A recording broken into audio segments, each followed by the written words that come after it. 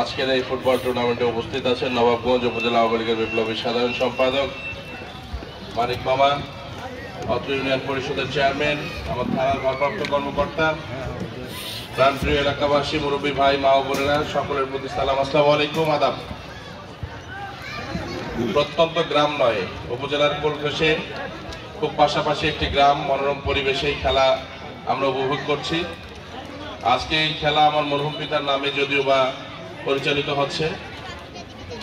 এই ধরনের খেলাধুলা বারবার আমাদের মাঝে ফিরে আসুক, এটুকুই প্রত্যাশা করি একজন আপনাদের সেবক হিসেবে। কিছুক্ষণ আগে ধারাভাষ্যকার আসাদ ভাই যে কথাটা বলেছেন যে অনেক মায়েরা এখানে চুল ছেঁড়ার কাজ আজকে না করে উপস্থিত হয়েছেন, আমি তাদের উদ্দেশ্যে বলতে চাই এই চুল ছেঁড়ার কাজটা এলাকাতে আমি চুয়াডাঙ্গার ব্যবসায়ীদেরকে ধরে কিন্তু এই এলাকাতে নিয়ে আসছি, কিন্তু আসার পর অত্যন্ত দুঃখের বিষয় যে আমার মায়েরা ভালোভাবে এটার পারিশ্রমিক পায় না। সংসদেও কথা বলেছি, ইতিমধ্যে ব্যবসায়ীদেরকে নিয়ে কথাবার্তা হয়েছে। আশা করছি খুব অতি সত্বর তাদেরকে নিয়ে মিটিং করে আমরা একটা বেতন কাঠামো নির্ধারণ করে দিব এবং সেটার মাধ্যমে ইনশাল্লাহ প্রত্যেক মায়েরা যেন কমপক্ষে ৮,০০০ টাকা করে মাসিক একটা বেতন পায়, এই ধরনের একটা আমাদের চিন্তা ভাবনা রয়েছে।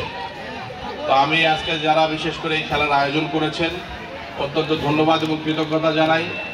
এখনো ধান কাটা মারা শুরু হয় নাই, তার পূর্ব মুহূর্তে আমাদের এই অবসর সময়ে এই ধরনের বিনোদন এবং আমাদের সন্তানদের যে খেলার কৌশল দেখার যে মনোরম দৃশ্য, এটা সত্যিকার অর্থেই আমরা অনেক আনন্দের সঙ্গে উপভোগ করি। আশা করছি ভবিষ্যতে এই ধরনের আয়োজন করে আমাদের সন্তানদেরকে মাদক থেকে দূরে রাখার একটা প্রক্রিয়া, খেলাধুলাতেই যেন তাদের শরীর, মন এবং মানসিকভাবে তারা বেড়ে উঠতে পারে, এই ধরনের যেন সুযোগ আমরা একাধিকবার করে দিতে পারি, এটুকুই আশাবাদ ব্যক্ত করছি। আর কালক্ষেপণ না করে যেহেতু সন্ধ্যা হয়ে যাচ্ছে, সকলের মঙ্গল কামনা করছি। আশা করছি আগামী দ্বাদশ জাতীয় নির্বাচনে আপনাদের অংশগ্রহণ এবং মূল্যবান ভোট দিয়ে আবারও আপনাদের সেবা করার সুযোগ দিবেন, এই প্রত্যাশায় আমার কথা এখানে শেষ করছি। আসসালামু আলাইকুম, আদাব। জয় বাংলা, জয় বঙ্গবন্ধু, জয় হোক মেহনতি মানুষের জনতা শেখ হাসিনা। ধন্যবাদ।